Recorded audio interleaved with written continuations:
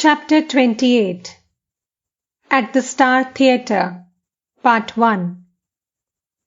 Friday, September 19, 1884.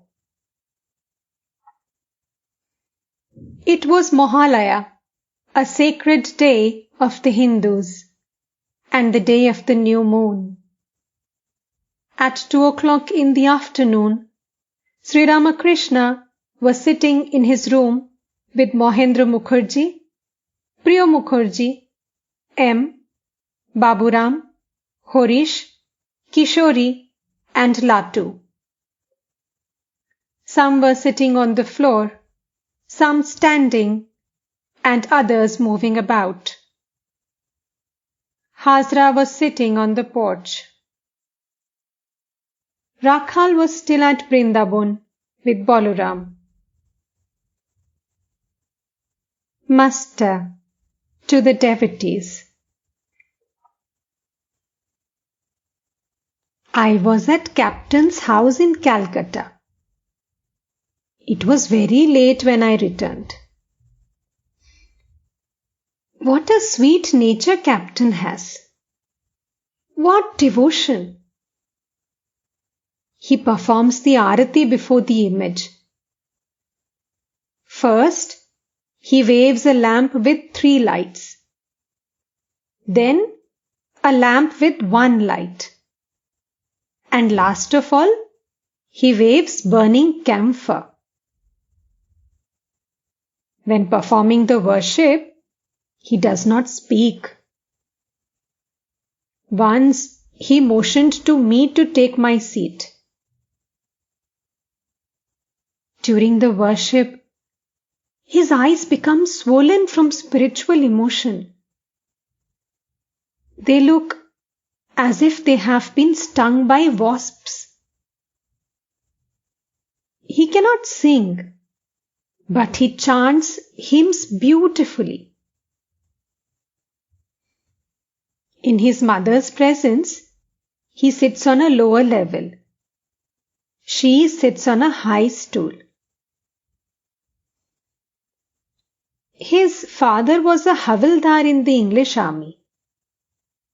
He would hold a gun with one hand and with the other worship Shiva. His servant made a clay image of Shiva for him. He wouldn't even touch water before performing the worship. He earned 6,000 rupees a year. Captain sends his mother to Benares now and then. 12 or 13 servants attend her there.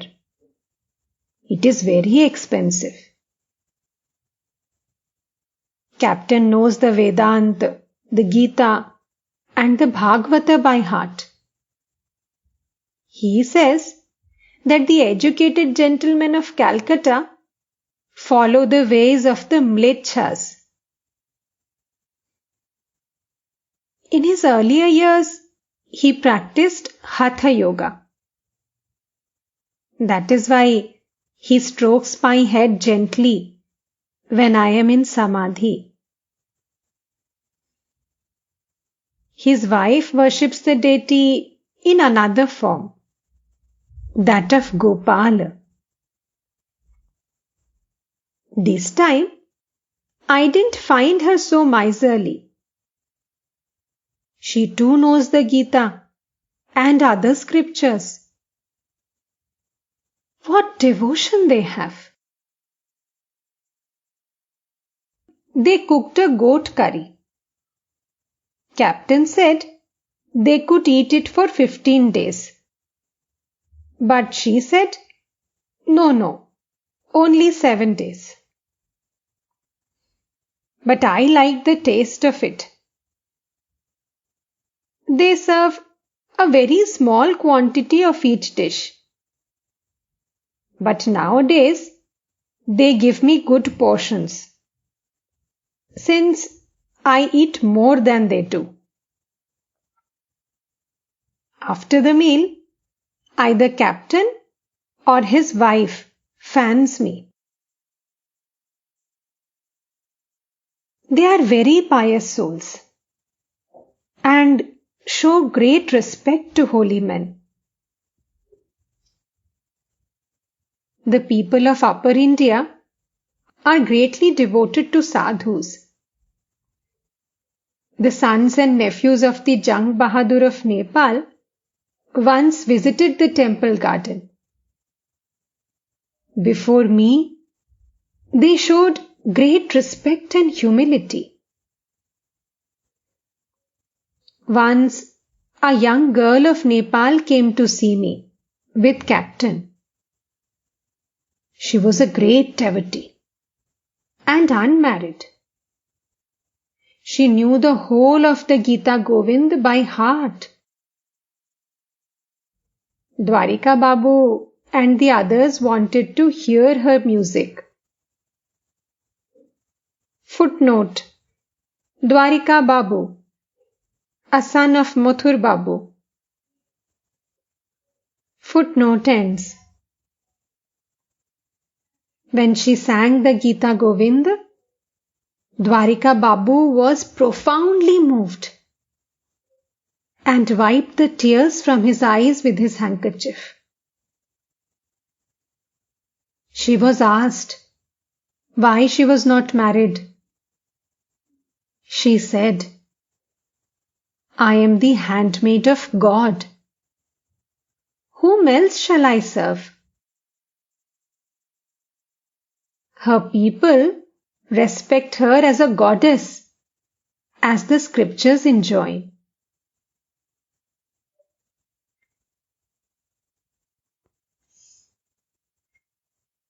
To Mohendra Mukherjee and the others, I shall feel very happy to know that you are being benefited by your visits here. To M. Why do people come here? I don't know much of reading and writing. M. God's power is in you. That is why there is such power of attraction. It is the divine spirit that attracts. Master. Yes, this is the attraction of Yoga Maya, the divine Shakti. She casts the spell. God performs all his Leela through the help of Yoga Maya. The love of the gopis was like the attachment of a woman to her paramour. They were intoxicated with ecstatic love for Sri Krishna. A woman cherishing illicit love is not very keen about her own husband. If she is told that her husband has come, she will say, "What if he has? There is food in the kitchen. He can help himself." But if she is told of the arrival of a stranger, jovial, handsome, and witty, she will run to see him and peep at him from behind a screen. You may raise an objection and say, "We have not seen God. How can we feel attracted to him, as the gopis felt attracted to Krishna?" But it is possible. I do not know him. I have only heard his name, and that has fixed my mind upon him.